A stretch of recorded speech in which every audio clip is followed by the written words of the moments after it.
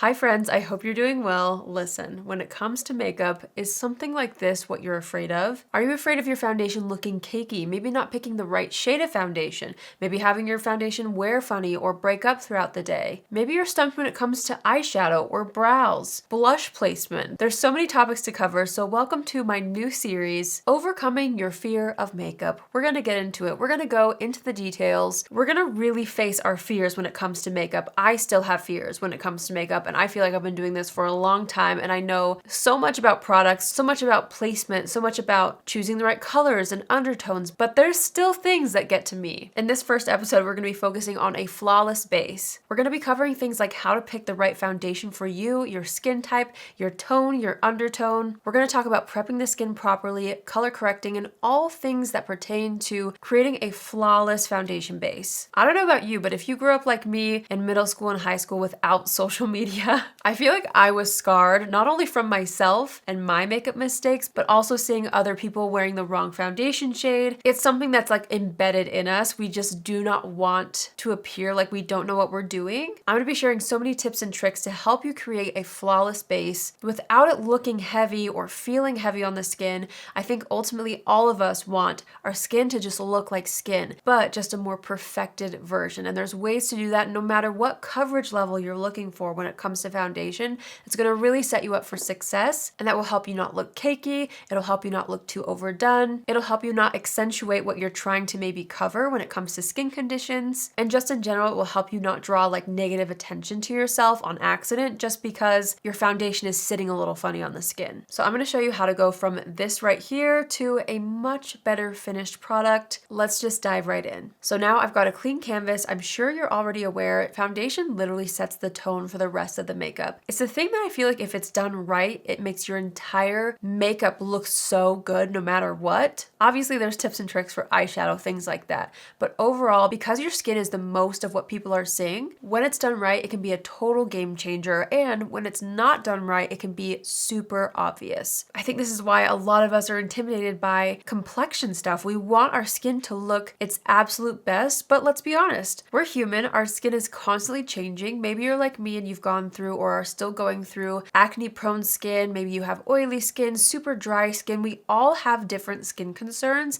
And makeup really does help boost our confidence, at least for me. When I was struggling with super bad acne through most of my life, like I didn't honestly get a hang of it until a couple of years ago, and foundation changed my life. But I didn't want to draw more attention to my skin. I was trying to make it appear more flawless than it actually was and just help myself feel more confident, but make sure that it looked like my skin still. There's ways to do it. First and foremost, skin prep is so key. This is something that I did not prioritize back in the day, especially when I had acne prone skin. I was paranoid to like switch up my skincare routine or even add hydration to my face at the correct level for me because I felt like it was going to make me break out. I've since learned that there's certain products, obviously depending on your skin type, that can help hydrate the skin to prep it for makeup. I really do feel like no matter if you have super dry skin or oily skin, hydrating the face before makeup is so key. The right products are going to be specific to you, so that's where you've got to really ask yourself, what is my skin type? What do I struggle with most? And really start to narrow down a solid skincare routine. This does not mean that you have to get rid of all your acne right away because believe me, it took me years to do that. I still struggle with acne sometimes, but thankfully I feel like I've really figured it out. And finally, I have a really nice simple routine and I know what works for my skin. I think that's important to also say, just be patient, okay? Be patient when it comes to finding the right skincare routine for you. It might take some trial and error, but it's definitely something to prioritize, especially if you want your makeup to look good. I've already done my skincare. I'm going to show you guys what I did today. I didn't want to apply it on camera because for me, another tip that I've really noticed makes a difference is allowing my skincare enough time to sink into the skin before going into my foundation. So I'll share with you what I use in case you want to know. Today I cleansed the skin with this right here. This is actually new from Rhode. I just barely started incorporating it into my routine, but so far so good. I feel like it really removes my makeup and it has a really cool texture, so I'm liking it so far. This is their Pineapple Refresh Cleanser. cleanser. So I went in with that to make sure I had a nice clean canvas. A product that I swear by for my skin specifically, but honestly I think this would work for all skin types. This is the Rhode Glazing Milk. This is a ceramide facial essence. It just sinks into the skin and really helps to hydrate any dry flakes. I feel like it just balances the skin and it works so well underneath makeup. That's one thing I do know about this. And I feel like it just adds a nice glow and really plumps the skin, which also helps your skin look healthier and in turn helps your makeup look like you have healthy skin because it just sinks into the products underneath. Then I went in with a Mandelic clearing serum. So this is actually something that was created for acne prone skin. This is also something that's new to my routine. I've only been using it for a few days, but I am loving it so far. I thought I would share it with you anyway because it's what I put on. This is from Sofie Pavitt. This is the Sofie Pavitt Face Mandelic Clearing Serum. This is an exfoliating serum, but it's so gentle and it's also hydrating, which is really nice. Again, like I said, when it came to my acne prone skin, especially a few years ago, I was terrified of like anything super hydrating because I just wanted to dry up my acne. I'm sure a lot of you guys know how that feels and a lot of acne products are drying. This is something that is designed for acne prone skin, but it still hydrates, which is so nice. So you're gonna get an exfoliation, you're gonna tackle any spots. I honestly have noticed a huge difference in like the overall texture of my skin already after just a few days. Really loving this. So I applied that on top of the glazing milk. And then I've been really into barrier restoring products. Again, I feel like it just really helps my skin feel and look its best, especially under makeup. So today I went into one of my favorite creams right now. This is the Drunk Elephant Bora Barrier Repair Cream. It is so good. It's definitely a very thick moisturizer. If you're somebody with super dry skin, very irritated dry skin, this is something that I feel like you might really like. This is just what I did today. Obviously, skincare is so personal, so it may take some time to figure out what works for you and for your skin type. I also went in with my Summer Fridays Shadedrops Mineral Milk Sunscreen. This is my favorite sunscreen, especially under makeup. Sunscreen is a hit or miss for me when it comes to going under makeup because I find that a lot of sunscreens can pill underneath makeup. This one I've never had a bad experience with, so that's what I have all over my face. I feel like it definitely prepped the skin. I also applied the Clarins eye cream, which I forgot to bring down here, but I did apply eye cream as well. And I also applied the Rhode Peptide lip treatment so that everything is nice and prepped. I feel like this is something that's really overlooked, especially if you're somebody that maybe does a really good job at keeping up with your nighttime skincare routine. Ask yourself, when you wake up, do you normally do another skincare routine and like cleanse the face again, make sure it's super hydrated, or are you somebody that just goes straight into makeup? I feel like this is something that can really make a difference if you're wanting to really focus on your complexion looking as good as it possibly can. So now that my skin is prepped, we're going to apply foundation. One of the main concerns that I feel like most people have is finding the right foundation shade. It honestly is very tricky, especially with all of the different options out there. There's pros and cons to a large shade range. Obviously, you're going to be able to find a super close match if there's a lot of different options, but it also makes it almost harder, especially with a more full coverage foundation, to find something that's an exact match. So before anything, you're going to want to determine what formula you're looking for. This is also where it's really helpful to understand your personal skin type, whether you have more dry skin or oily skin, maybe you have normal combination skin. That's going to determine what kind of a formula you might like best. Also determine what kind of coverage level you're looking for. You can go all the way from a sheer to a more full coverage foundation. So this is a very personal choice, you know, when it comes to what type of foundation you're looking for. Then you're going to want to determine your skin tone. So for me personally, I am fair to light in most ranges. I'm leaning on the fair side right now, but of course, determine if you're medium, tan, deep, light, whatever. That'll help you narrow down. So try to find the section or the range that feels like your tone. Then here's where it gets a little more complicated. All of us have different undertones. Some of us may have a cooler undertone, which means we have a little more pink undertone in our skin. Then there's a warmer undertone, which means you may have more olive undertone, just a little bit more warmth in your skin. Maybe you tan really easily. And then also there is a neutral undertone where maybe you've got a little bit of both. I've learned that I'm very much neutral. There are some areas of my face that pull a little bit more on the warm side, but then I've got some coolness in the cheeks especially where I've got a little bit more of a pink undertone. So for me, I'm not not strictly cool and I'm not exactly warm, I've discovered over a lot of trial and error that I am a neutral undertone. So for me, I know that my skin tone is fair to light and I know that my undertone is neutral. And usually when you go shopping for foundations, you may see on the bottom, a lot of foundations will say C for cool, N for neutral, and W for warm. Not every single one, but if they don't have that on the actual foundation, you may see in smaller text underneath foundation shades, it will describe what undertone it is. So it may say very fair, cool, or deep, warm, like whatever it may be. You can see usually brands try to describe the foundation tone and undertone in the description. There's also websites out there that are sometimes helpful to help narrow down your shade. If you found a product in a certain brand where it's like a perfect match for you, there's certain websites where you can plug that in and see what else matches you. I found those to be helpful if there's a larger shade range and I'm just kind of confused as to which one would be the best pick for me. Sometimes it's not always accurate. That's where going in person is really helpful, but things like that can be helpful if you've got one foundation and you're just like, I need to find my general range or a recommendation for a shade in another range. If you're in stores, which is really helpful, try to pick 3 colors that you think are gonna fit you or that are in your range. So here's what I like to do. You've probably seen me do this on my channel. I'll go one shade at a time if I'm not sure which shade I am. And I like to go kind of here on my jawline and bring it down to the neck. So first we're gonna start with this foundation shade right here. You can tell with this one, not only is the tone deeper than my complexion, but the undertone is also off. So this one has more of a warm undertone, so it's looking extra yellow on my skin tone and it's not blending in the way that I want it to. Here's the next example.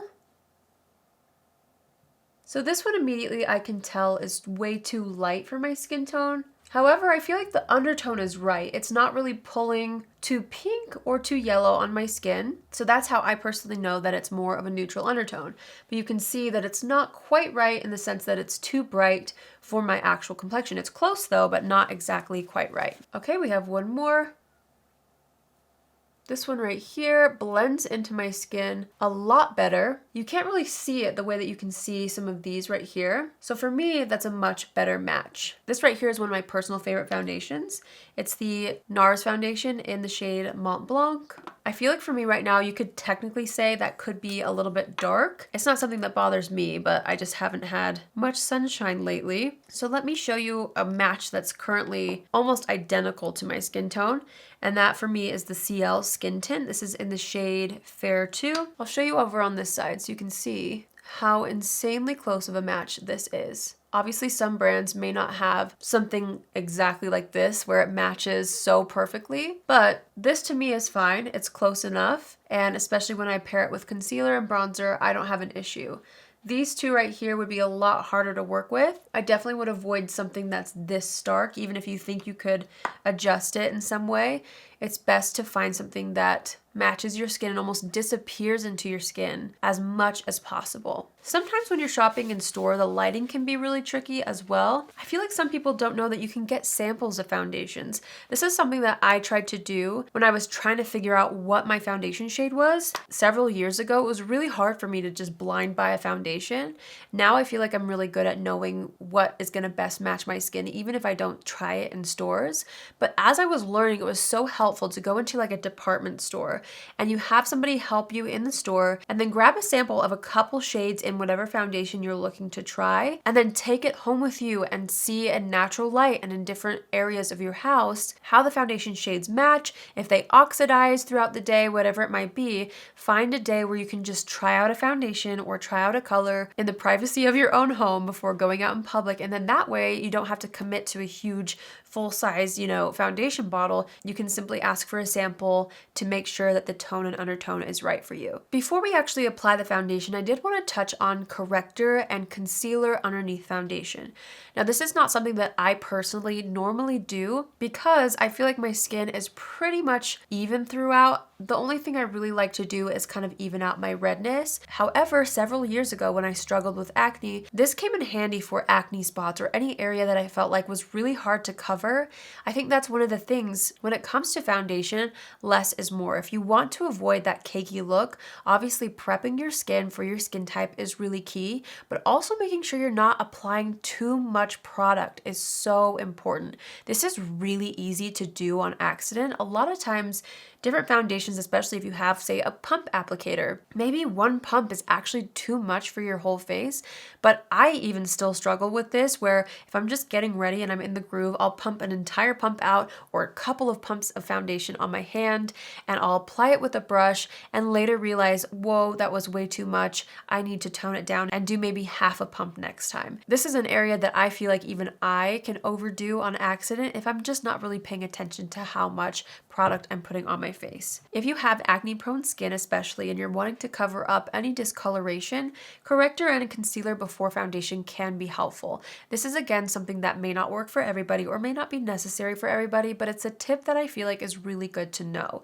I'm going to demonstrate, even though I feel like I don't have a huge acne spot, you'll be able to see the difference as I go. So using a softer matte concealer, my personal favorite is the Nars Soft Matte Complete Concealer for acne is absolutely incredible. The way that this does not have any sort of pearl to it, so it's not going to emphasize any texture on the skin, and the coverage is phenomenal. Plus it like blends into the skin so beautifully. It's so nice. I'm going to show you right now, taking a little concealer brush, dipping into the pot, and then I'm going to take whatever's left and kind of pat it on the back of my hand. This is something that's really helpful. Using your hand to make sure you get off all the excess product is really key to not overdoing it when it comes to your foundation. So I'm just going to spot conceal.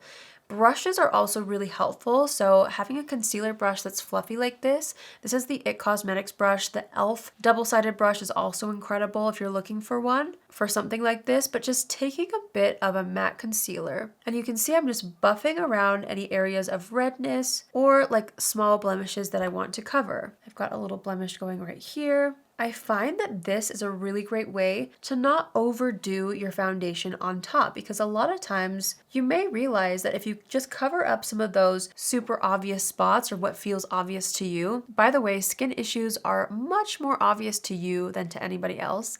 Just keep that in mind. But if you're wanting to draw less attention to them, this is a really great way to do it. And I feel like a lot of times it allows you to use less foundation because you start to see your complexion evening out in real time, and it just helps you start off a little more confident with your complexion before going into foundation. Like I said, this is optional. If this is something that just doesn't work for you, that's fine too. Like maybe you just prefer a more light layer of a full coverage foundation to cover most of your complexion. That's fine as well, but just do whatever it takes to use as little product as possible. And that doesn't mean you can't have a full coverage, because I love a good full coverage glam, okay? But there's ways to do it where it's not gonna look heavy. And this is gonna help it look super natural as well. You can already see, I almost feel like I don't need to go in with foundation. This is such a good trick for if you're afraid of your foundation or your makeup looking too makeup-y. Starting with a soft matte concealer and just kind of buffing it into the skin, especially your freshly prepped, hydrated skin, is a really great thing to do to avoid too much product.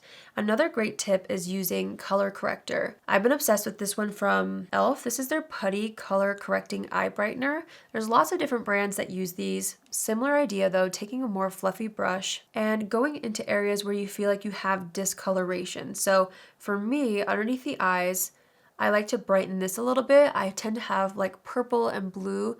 A lot of us do. And so I like to color correct with a peachy color corrector. For me, I like to stick in the peachy range. I know a lot of people like green color correctors or more stark colors, and I do think there's a time and place, but try to stick to the more like peachy tones. I find that those just blend into the skin a lot more naturally. And just to clarify, peach does not mean like a light peach, because if you have a more deep skin tone, it's gonna look more like a deeper peach color. You can see what I mean in this range of color correctors, but I just say like, don't do the blues and the greens. You know what I mean? I feel like if you're trying to do a lighter face of makeup and not look too heavy, it's important to steer clear of like super colorful color correctors, because in my experience, it can tend to tint your face a a little bit bluer grain, if that makes sense. You can see how color corrector really brightened up my eye area, and I already feel like I don't need to wear that much concealer. So you can see that spot concealing and color correcting, while it may not work for everybody and everyone's routine or preference, it can really help to lessen the amount of foundation that you wear, or it may actually make you not even have to wear foundation if these two things end up working really well for you. Like I mentioned, tools are really important. I love to take a sponge and just press everything down into the skin.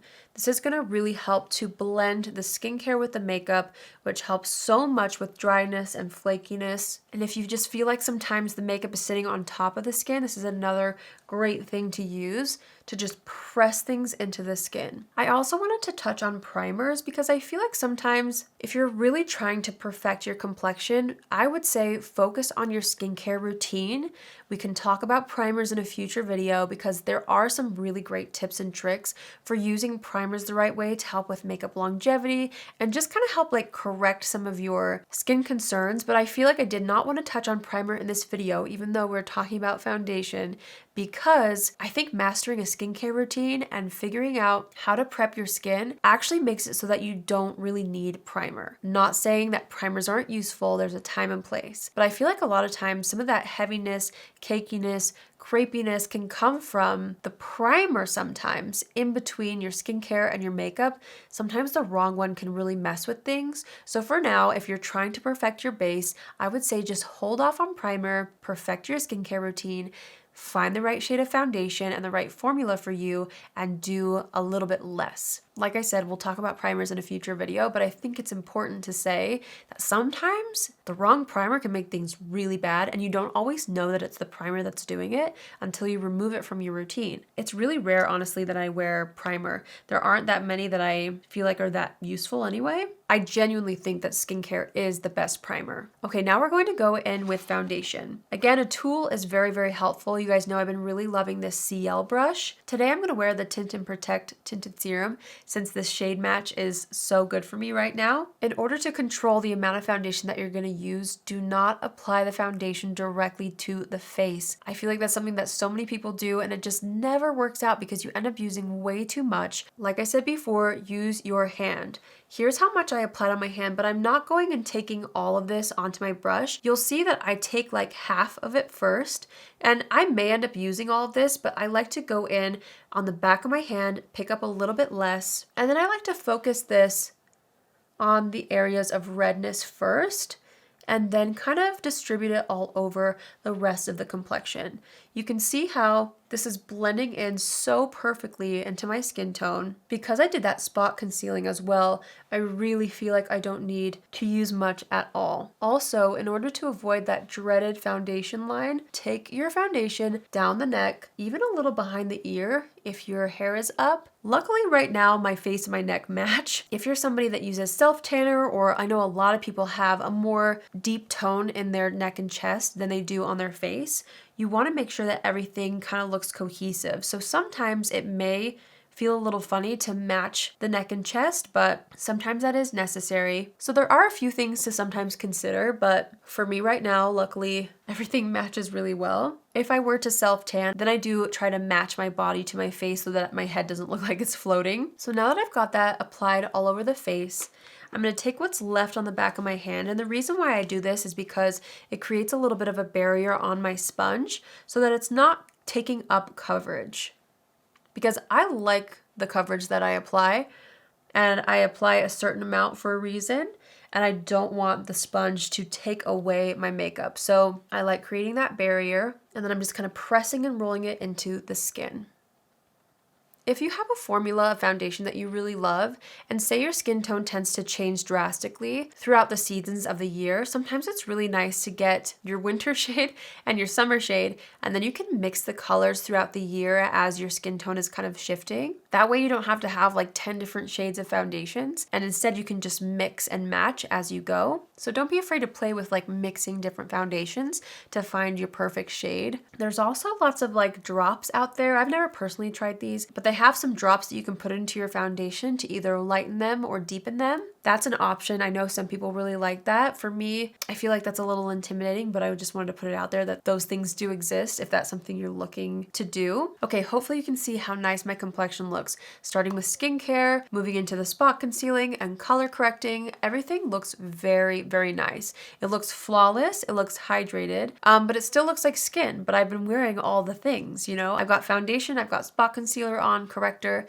Now we're gonna do under eye concealer because I feel like that is a huge part of the complexion. For concealer, especially if you're not looking to spot conceal underneath the skin, it's still really helpful to have a couple of shades of concealer in whatever formula you're using. Not just because you might fluctuate in your skin tone throughout the year, but also it's really nice to have something that will brighten up the under eyes and then also something that matches your skin tone a little better if you're wanting to spot conceal with the same formula. I'm personally just going to apply a little bit underneath my eyes. I feel like it's really easy to overdo concealer, so I'm just going to pop a little bit right here. This is where I have the most discoloration, and then right here.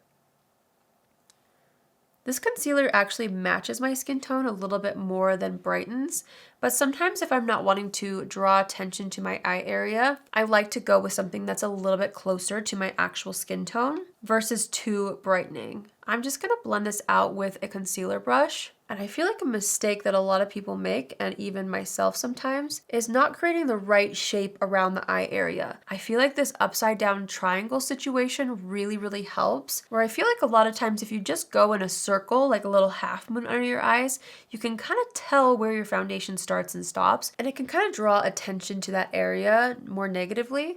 Also, this is where the shade comes in. If a shade's too light and you're doing a shape like that, I feel like it can look a little extra, just not finished, like something's not quite right, if that makes sense. After I've distributed the concealer around the eyes, I always go back in with my sponge and press that around the eye area. Okay, so here's my complexion. This is obviously before bronzer or powder, but I'm really happy with how this looks. I'm telling you, skincare really is the best primer. Also, using tools is really important. Also, making sure you're cleaning your makeup brushes is really important. That's something that I feel like is very overlooked, especially when it comes to your foundation brush. Even if you're using the same foundation brush, so technically it might not mess with the color of your foundation, having too much foundation packed in the bristles can really mess with the way that it applies. That's why I always love to use a nice brush and a sponge so that any of those brush marks can be just pressed into the skin after you apply it. The brush for me allows me to control the amount of coverage that I want, but then the sponge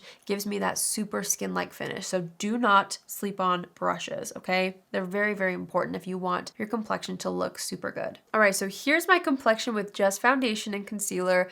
Again, I'm so happy with how this looks. If you prep your skin like this and your foundation starts this way, the rest of your makeup is gonna look so much better because you're already off to such a great start. I'm gonna go ahead and finish up my complexion. I'm going to be using powder and bronzer, which I have so many more tips and tricks for. Stay tuned for those in a future video, but I'm going to finish up my makeup so you can really see how when my makeup is done, this prep work makes all the difference. So I'll be right back. All right, so I just finished my makeup. As you can tell, things look really nice. I feel like the skin prep and then matching the foundation correctly and the concealer really helped set the tone, literally, for the rest of my makeup. I feel like when those things are done right, all you have to do is add some final touches with lips, cheeks, and eyes, and you're gonna have really great results when it comes to your makeup overall. Of course, there's a lot more tips and tricks that I can share with you. Stay tuned for future episodes. I really wanna help give you guys all of my secrets so that you can just feel your best and so that your makeup can look its best, no matter if it's for photos, but also in real life. I've learned so many tips and tricks for making my makeup look great in pictures, but also even better in real life. At the end of the day, I want you to feel confident in your makeup skills and your abilities, because once you get these basics done, I feel like that just opens a whole new world to explore and play and just be confident when it comes to your skills in makeup. Hopefully this series will help prevent you from looking like this and help you look more like this. That's my goal, is to just help you guys feel confident and empowered in your abilities to shop for makeup and apply makeup and know where to start and stop and what colors flatter you. We're going to get into all the details. Stay tuned for part 2. In part 2, we're going to talk about techniques that I like to use to make your makeup look so good in person, okay? So good. I always get complimented on how my makeup looks in person. People are shocked, okay? Because a lot of people know that I have a channel, and then when they find me in person, I get compliments on how good it looks in person. And to me, I'm like, well, of course.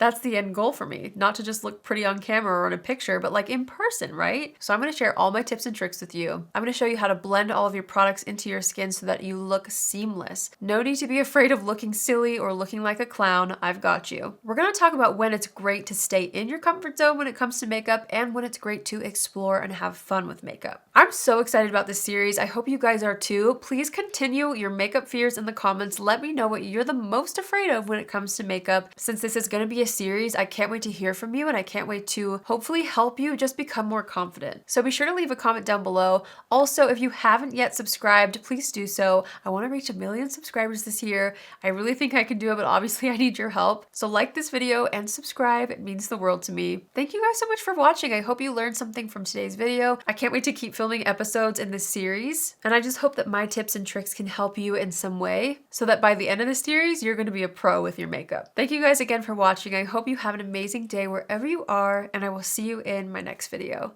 Love you. Bye.